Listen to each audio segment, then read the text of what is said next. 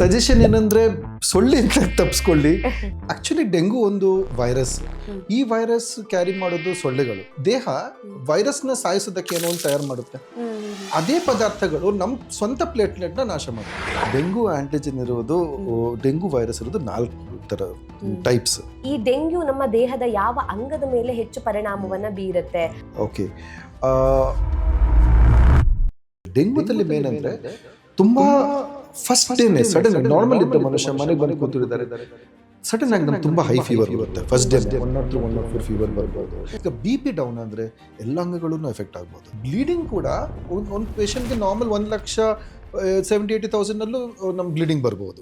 ಒಂದು drainage system problem ಇದೆ ಬೆಂಗಳೂರಲ್ಲಿ. ಈಗ ನಾರ್ಮಲ್ ಜ್ವರಕ್ಕೂ ಡೆಂಗ್ಯೂಗೂ ಡಿಫ್ರೆನ್ಸ್ ಯಾವ ರೀತಿ ಆಗಿರ್ಬೋದು ಸರ್? ಒಂದು ಚಳಿಗಾಲದಲ್ಲಿ ಎಷ್ಟು ಬೇಗ ಮಲ್ಟಿಪ್ಲೈ ಆಗುತ್ತೆ, ಈ ಟೈಮಲ್ಲಿ ವೈರಸ್ ಬೇಗ ಮಲ್ಟಿಪ್ಲೈ ಆಗುತ್ತೆ, ಸೊಳ್ಳೆಗಳೂ ಜಾಸ್ತಿ ಆಗುತ್ತೆ. ನಮ್ಮ ಪರ್ಸನಲ್ ಆಗಿ ನೋಡಿ, ನಮ್ಮ ಮನೆಯಲ್ಲಿ ಇದು ಹೂವಿನ ಪಾಟ್ಸ್ಗಳಿರ್ತವೆ, ಪ್ಲಾಸ್ಟಿಕ್ ಕ್ಯಾನ್ಸ್ಗಳಿರ್ತವೆ.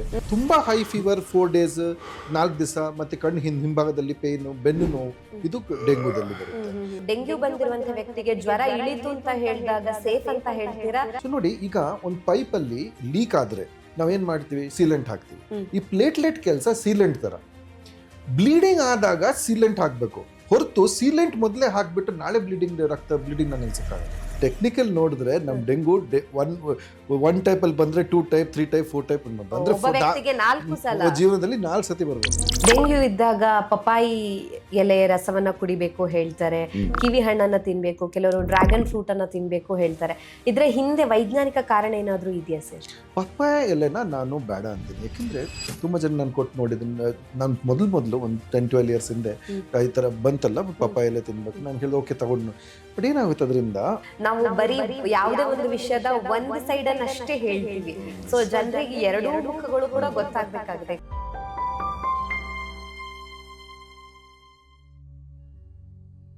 ವಿಜಯ ಕರ್ನಾಟಕ ವೀಕ್ಷಕರಿಗೆ ನಮಸ್ತೆ, ನಾನು ರಕ್ಷಾ ಕೋಟ್ಯಾನ್. ಮಳೆಗಾಲ ಬಂತು ಅಂತ ಹೇಳಿದಾಗ ಪ್ರತಿ ವರ್ಷ ಕೂಡ ಕೇಳುವಂತಹ ಒಂದು ಆರೋಗ್ಯ ಸಮಸ್ಯೆ ಅಂತ ಹೇಳಿದ್ರೆ ಡೆಂಗ್ಯೂ.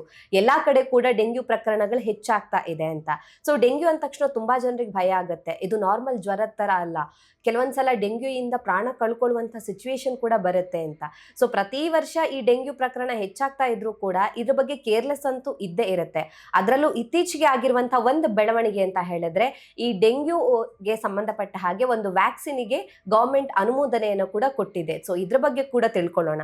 ಹಾಗಾಗಿ ಈ ಡೆಂಗ್ಯೂ ಯಾವ ಕಾರಣಕ್ಕೋಸ್ಕರ ಬರುತ್ತೆ, ಇದರ ವ್ಯಾಕ್ಸಿನ್ ಯಾವ ರೀತಿಯಾಗಿ ಇರುತ್ತೆ, ಹಾಗೇನೆ ಈ ಟೈಮಲ್ಲಿ ಯಾವೆಲ್ಲ ಪ್ರಿಕಾಷನ್ಸ್ ಅನ್ನ ತಗೋಬೇಕಾಗತ್ತೆ, ಈ ಎಲ್ಲ ವಿಚಾರದ ಬಗ್ಗೆ ಹೆಚ್ಚಿನ ಮಾಹಿತಿನ ತಿಳಿಸ್ಕೊಡೋದಕ್ಕೆ ಇವತ್ತು ನಮ್ಮ ಜೊತೆ ಇದ್ದಾರೆ doctor Subrata Das, lead consultant and HOD internal medicine, Aster hospital, Whitefield, Bangalore. Doctor, ಕಾರ್ಯಕ್ರಮಕ್ಕೆ ಸ್ವಾಗತ. ನಮಸ್ತೆ sir. Thank you very much. ನಮಸ್ಕಾರ. ಹೇಗಿದ್ದೀರಾ ಸರ್? ನಾನು ಚೆನ್ನಾಗಿದ್ದೀನಿ, ನೀವು ಹೇಗಿದ್ದೀರಾ? ನಾನು ಆರಾಮಾಗಿದ್ದೀನಿ ಸರ್. ಡೆಂಗ್ಯೂ ಕಾಮನ್ ಆಗಿ ಈ ರೈನಿ ಸೀಸನ್ ಅಲ್ಲಿ ಹೆಚ್ಚಾಗಿನೇ ಇರುತ್ತೆ ಅಂತ ಹೇಳ್ಬೋದು. ಸೊ ಈ ಡೆಂಗ್ಯೂ ಅಂತ ಅಂದಾಗ ಕಾಮನ್ ಆಗಿ ಗೊತ್ತಿರೋದು ಓಕೆ ಇದು ಒಂದು ಜ್ವರ, it's one kind of fever ಅಂತ. ಇದು ಬಂದ್ರೆ ತುಂಬಾ ಸೀರಿಯಸ್ ಕೂಡ ಆಗುತ್ತೆ ಅನ್ನೋದು ಜನರಿಗೆ ಗೊತ್ತಿರುತ್ತೆ. ಆದ್ರೆ ನನ್ನ ಕ್ವೆಶ್ಚನ್, ಈ ಡೆಂಗ್ಯೂ ನಮ್ಮ ದೇಹದ ಯಾವ ಅಂಗದ ಮೇಲೆ ಹೆಚ್ಚು ಪರಿಣಾಮವನ್ನ ಬೀರುತ್ತೆ? ಸೊ ಇಲ್ಲಿ ಪ್ಲೇಟ್ಲೆಟ್ ಯಾಕೆ ಅಷ್ಟು ಇಂಪಾರ್ಟೆಂಟ್ ಆಗಿರುತ್ತೆ ಅಂತ? ಆಕ್ಚುಲಿ ಡೆಂಗು ಒಂದು ವೈರಸ್. ಈ ವೈರಸ್ ಕ್ಯಾರಿ ಮಾಡೋದು ಸೊಳ್ಳೆಗಳು. ಏಡಿಸ್ ಮಾಸ್ಕಿಟೋ ಅಂತ ಸೊಳ್ಳೆ ಇದೆ. ಅದು ಯೂಶಲಿ ಡೇ ಟೈಮ್ ಅಲ್ಲಿ ಅಥವಾ ಲೇಟ್ ಆಫ್ಟರ್ನೂನ್ ಅಲ್ಲಿ ಕಚ್ಚಿದಾಗ ನಮ್ ಡೆಂಗು ಬರುತ್ತೆ. ಡೆಂಗುದಿಂದ ನಿಮ್ ಸಿಂಪ್ಟಮ್ಸ್ ಅಂತ ಕೇಳಿ ಬಂದ್ರೆ ಫಸ್ಟ್ ಬಂದು ಜ್ವರ ಬರುತ್ತೆ. ಫಸ್ಟ್ ವೆರಿ ಹೈ ಫೀವರ್, ತುಂಬಾ ಹೈ ಫೀವರ್ ಬರುತ್ತೆ. ಈ ಫೀವರ್ ನಮ್ಗೆ ಫಸ್ಟ್ 2 ದಿವಸದಿಂದ 4 ದಿವಸ ತನಕ ಇದ್ದೇ ಇರುತ್ತೆ. 4 ಡೇಸ್ ಇದ್ದೇ ಇರುತ್ತೆ. ಅದಾದ ನಂತರನೇ ಹೋಗುತ್ತೆ. ನೀವು ಕೇಳಿದ್ರೆ ಒಂದು ಮಾತು, ಪ್ಲೇಟ್ಲೆಟ್ ಆಕ್ಚುಲಿ ಡೇ 5 ಇಂದ ಕಮ್ಮಿ ಆಗುತ್ತೆ. ಬಟ್ ಪ್ಲೇಟ್ಲೆಟ್ ಅಷ್ಟೊಂದು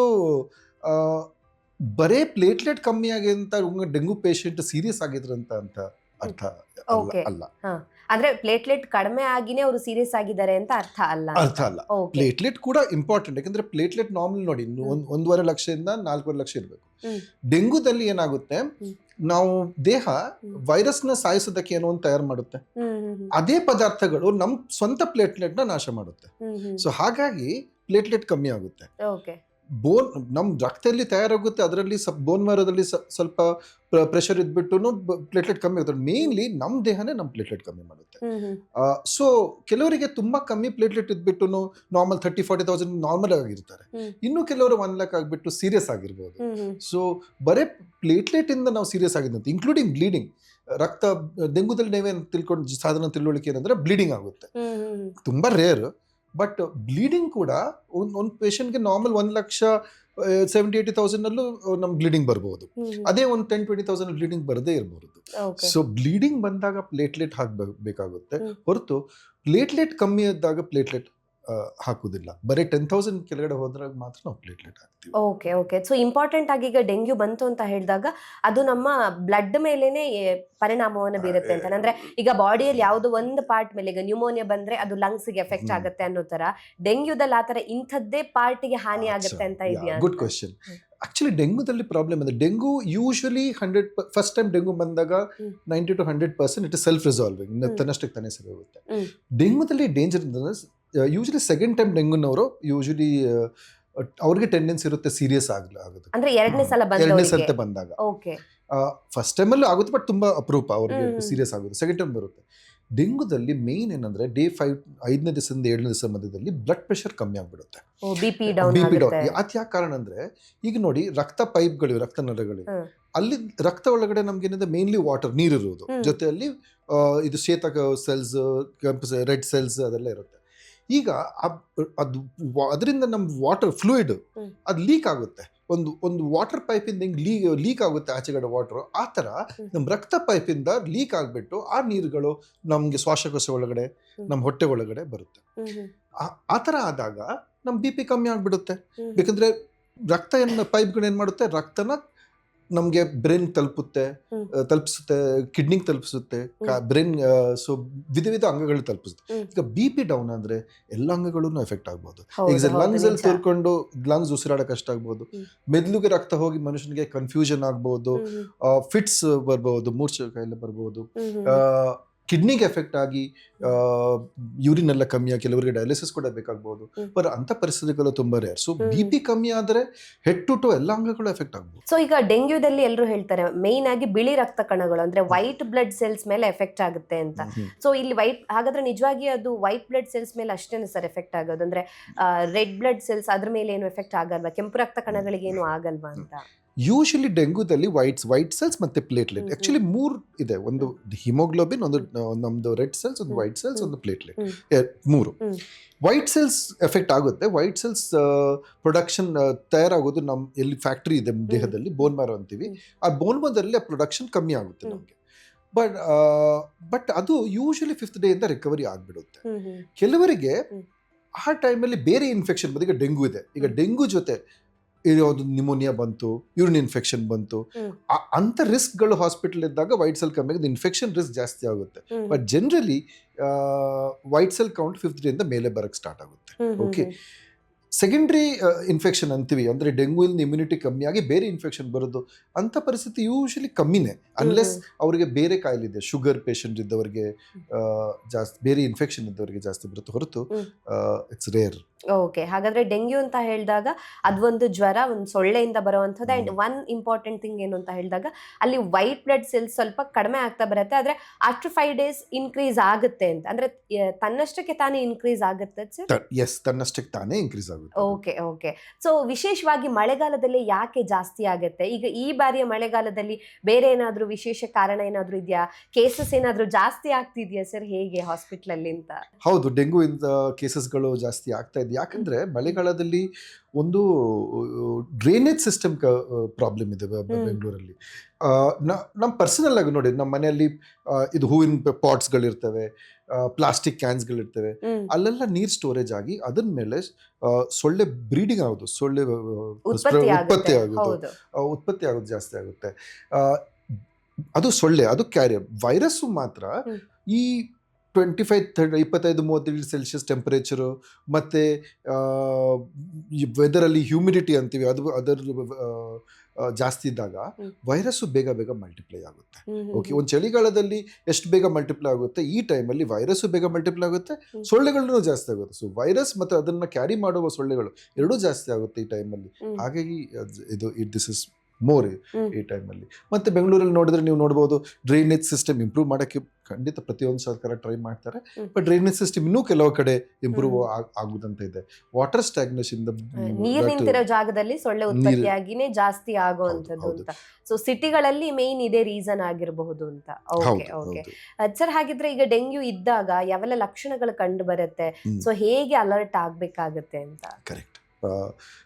ಪ್ರತಿಯೊಂದು ಜ್ವರ ಥರ ಡೆಂಗು ವೈರಲ್, ಇದೆಲ್ಲ ವೈರಲ್ ಫೀವರ್. ಡೆಂಗು ಆಗಲಿ, ಚಿಕನ್ ಗುನ್ಯಾ ಆಗಲಿ, ಇದೆಲ್ಲ ವೈರಲ್ ಫೀವರ್. ವೈರಲ್ ಫೀವರಲ್ಲಿ ನಮ್ಗೆ ಜ್ವರ ಬರುತ್ತೆ. ಡೆಂಗುದಲ್ಲಿ ಮೇನ್ ಅಂದರೆ ತುಂಬ ಫಸ್ಟ್ ಡೇನೇ ಸಡನ್ ನಾರ್ಮಲ್ ಇದ್ದ ಮನುಷ್ಯ ಮನೆಗೆ ಬಂದು ಕೂತಿದ್ದಾರೆ, ಸಡನ್ ಆಗಿ ನಮ್ಗೆ ತುಂಬ ಹೈ ಫೀವರ್ ಬರುತ್ತೆ ಫಸ್ಟ್ ಡೇನೇ. 103, 104 ಫೀವರ್ ಬರ್ಬೋದು. ಓಕೆ, ಈ 48 hours ಆಗ್ತಾನೆ ಇರ್ತವೆ.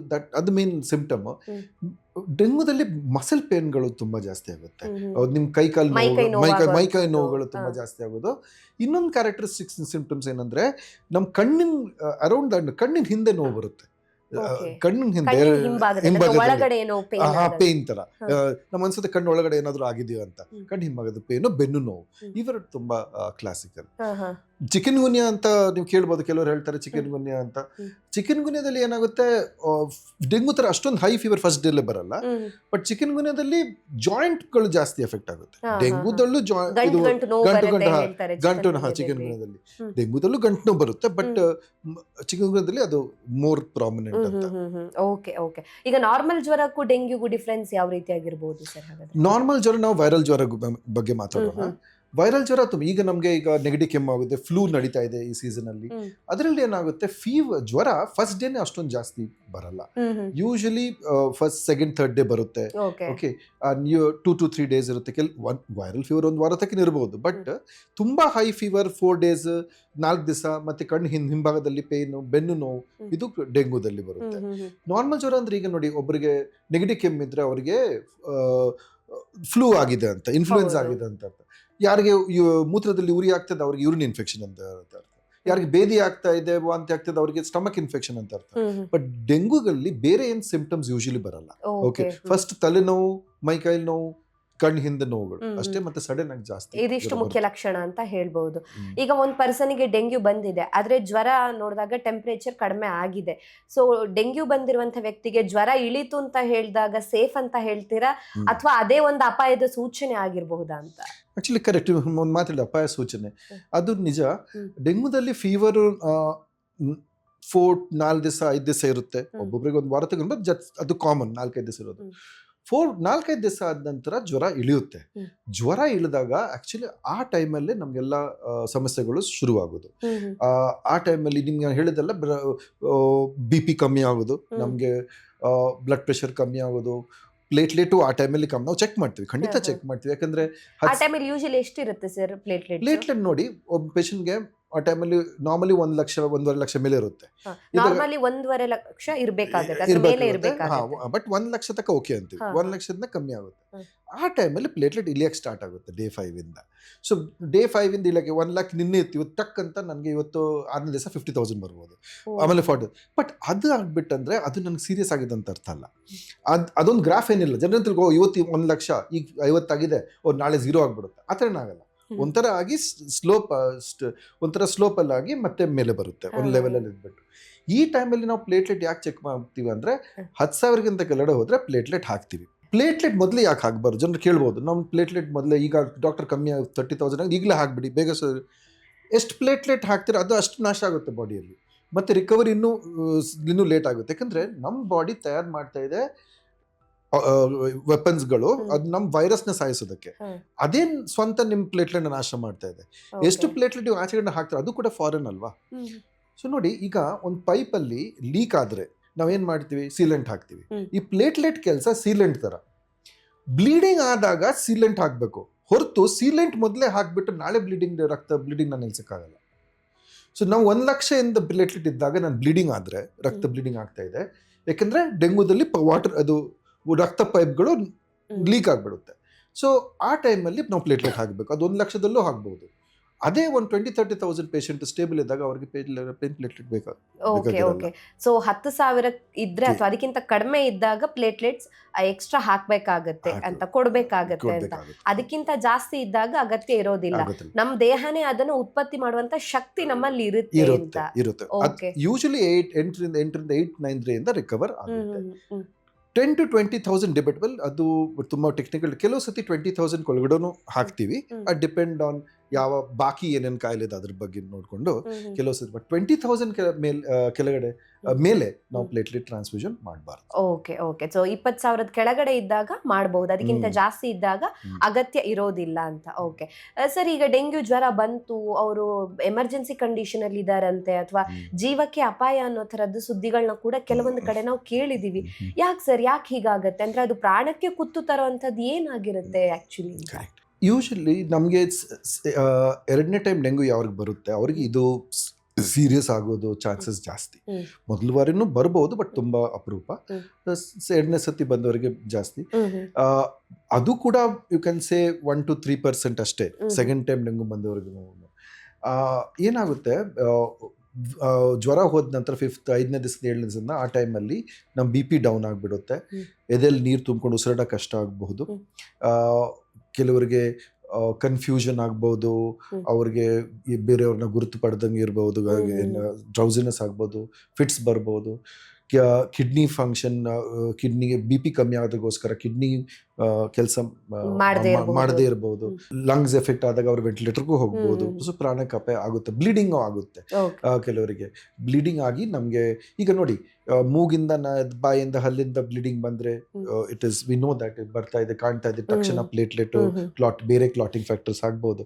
ಇಂಟರ್ನಲ್ ಬ್ಲೀಡಿಂಗು ಆಗುತ್ತೆ ಒಬ್ಬೊಬ್ಬರಿಗೆ, ಮೆದುಳೊಳಗಡೆ ಅಥವಾ ಹೊಟ್ಟೆ ಒಳಗಡೆ. ಡೆಂಗ್ಯೂಯಿಂದನೇ ಆಗುವಂತದ್ದು.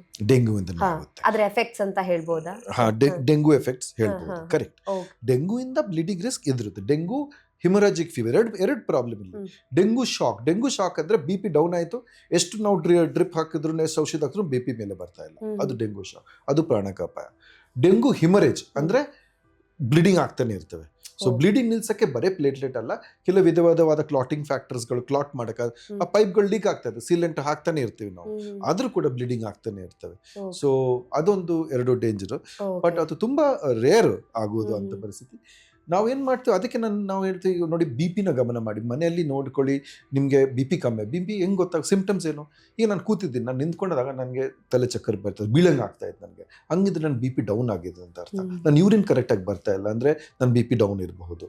ಅಂಥ ಪರಿಸ್ಥಿತಿಯಲ್ಲಿ ಪ್ಲೀಸ್ ಇಮಿಡಿಯೇಟ್ ಆಗಿ ಹಾಸ್ಪಿಟಲ್ಗೆ ಹೋಗಬೇಕು. Main important symptom 2 ಡೆಂಗ್ಯೂದಲ್ಲಿ. ಒಂದು ಡಿಸಿನೆಸ್, ಲೈಟ್ ಹೆಡೆಡ್ನೆಸ್, ತಲೆ ಸುತ್ತು ಬರೋದು ನಿಂತ್ಕೊಂಡ್ರು. ಇನ್ನೊಂದು ಇದು ಬ್ಲೀಡಿಂಗ್, ಎಲ್ಲಾದ್ರೂ ಬಾಯಿಂದ ಹಲ್ಲಿಂದ ನೀರು ರಕ್ತ ಬರೋದು. ಇನ್ನೊಂದು 3ನೇದು ಹೊಟ್ಟೆನೋ, ಅನ್ಎಕ್ಸ್ಪ್ಲೇನ್ ಸಿವಿಯರ್ ಹೊಟ್ಟೆನೋ. ನಾನು ಹೇಳಿದಲ್ಲಿ ನೀರು ಲೀಕ್ ಆಗುತ್ತೆ ವಾಟರ್ ಪೈಪ್ ಇಂದ. ಆ ಥರ ನೀವು ಹೊಟ್ಟೆಯಲ್ಲಿ ಎಂಟಿ ಕ್ಯಾವಿಟೀಸ್ ತುಂಬ ಇದೆ. ಸೊ ರಕ್ತ ಪೈಪ್ಗಳಲ್ಲಿ ನೀರು ಲೀಕ್ ಆಗಿ ಹೊಟ್ಟೆಯಲ್ಲಿ ಬಂದಾಗ ಲಿವರು ಎಫೆಕ್ಟ್ ಆಗುತ್ತೆ. ಎಲ್ಲ ಸೇರಿ ನಿಮ್ಗೆ ತುಂಬ ಹೊಟ್ಟೆ ನೋವು ಬರುತ್ತೆ, ಮತ್ತು ತುಂಬ ವಾಂತಿ, ಮೋರ್ ದೆನ್ 4-5 ಸತಿ ವಾಂತಿ ಆಗ್ತದೆ 24 hours ಟೈಮಲ್ಲಿ. ಸಿಕ್ಕಾಪಟ್ಟೆ ಹೊಟ್ಟೆ ನೋವು, ಟೂ ಮಚ್ ಹೊಟ್ಟೆ ನೋವು ಬರ್ತಾ ಇದೆ ಅಂತ, ಅದು ಒಂದು ಸಿಂಪ್ಟಮ್, ವಾರ್ನಿಂಗ್ ಸೈನ್. ಇಮಿಡಿಯೇಟ್ಲಿ ಹಾಸ್ಪಿಟಲಲ್ಲಿ ಹೋಗಿ. ಓಕೆ. ಸೊ ಡೆಂಗ್ಯೂನಲ್ಲಿ ನಾವು ಮುಖ್ಯವಾಗಿ ಗಮನಿಸಬೇಕಾಗಿರುವಂಥದ್ದು BP ಡೌನ್ ಆಗದೆ ಇರೋ ತರ ನೋಡ್ಕೋಬೇಕಾಗುತ್ತೆ ಅಂತ. ಒಂದ್ ವೇಳೆ ಡೆಂಗ್ಯೂ ಬಂದು BP ಡೌನ್ ಆಯ್ತು ಹೇಳಿದಾಗ ಸ್ವಲ್ಪ ಅಪಾಯ ಆಗುವಂತ ಸಾಧ್ಯತೆ ಇರುತ್ತೆ ಅಂತ. ಆದ್ರೂ ಮ್ಯಾಕ್ಸಿಮಮ್ ಕೇಸಸ್ ಹಾಸ್ಪಿಟಲ್ ಹೋದಾಗ ಸರಿ ಹೋಗ್ತಾರೆ. BP ಡೌನ್ ಆಗ ಟೈಮ್ ಅಲ್ಲಿ ನಾವು ಡ್ರಿಪ್ಸ್, ಫ್ಲೂಯಿಡ್ಸ್ ಕೊಡ್ತೀವಿ. ಸೊ ಮನೇಲೆ ಕೂರ್ಬಾರ್ದು, ಈ ತರ ನೀವು ಹೇಳಿರುವಂತ ಲಕ್ಷಣಗಳು ಬಂದಾಗ ಮನೇಲಿ ಕೂರ್ಬಾರ್ದು, ಹಾಸ್ಪಿಟಲ್ಗೆ ಹೋಗ್ಬೇಕಾಗುತ್ತೆ ಅಂತ. ಓಕೆ ಡಾಕ್ಟರ್, ಈಗ ಒಮ್ಮೆ ಡೆಂಗ್ಯೂ ಬಂದವರಿಗೆ ಮತ್ತೊಮ್ಮೆ ಡೆಂಗ್ಯೂ ಬರಲ್ಲ ಅಂತ ಏನಾದ್ರು ಇದೆ? ಯಾಕಂದ್ರೆ ನೀವಾಗ್ಲೇ ಮಾತಾಡ್ತಾ ಹೇಳಿದ್ರೆ 2nd ಟೈಮ್ ಡೆಂಗ್ಯೂ ಬರೋದೇ ಆಕ್ಚುಲಿ ತುಂಬಾ ಡೇಂಜರಸ್ ಅಂತ. ಸೊ ಈ ತರದ್ದು ಕೂಡ ಒಂದು ನಂಬಿಕೆ ಇರುತ್ತೆ ಕೆಲವರಲ್ಲಿ, ನನಗೆ ಹೋದ ವರ್ಷ ಬಂದಿದೆ ಡೆಂಗ್ಯೂ, ಈ ಸಲ ಬರಲ್ಲ, ಆಲ್ರೆಡಿ ನನ್ನ ಬಾಡಿಗೆ ಬಂದ್ಬಿಟ್ಟಿದೆ ಅನ್ನೋ ತರದ್ದು. ಸೊ ಏನ್ ಹೇಳಕ್ ಇಷ್ಟಪಡ್ತೀರಾ? ಆಕ್ಚುಲಿ ನಾವು ಹೇಳಿದೀವಿ 2nd time dengue serious. So definitely ಬರ್ಬಹುದು 2ನೇ ಟೈಮ್. 2 ಸತಿ ಅಲ್ಲ, 4 ಸತಿ ಬರ್ಬೋದು. ಯಾಕಂದ್ರೆ ಡೆಂಗು ಆಂಟಿಜನ್ ಇರೋದು, ಡೆಂಗು ವೈರಸ್ ಇರೋದು 4 ಥರ ಟೈಪ್ಸ್, 4 ರೀತಿ ಇರುತ್ತೆ.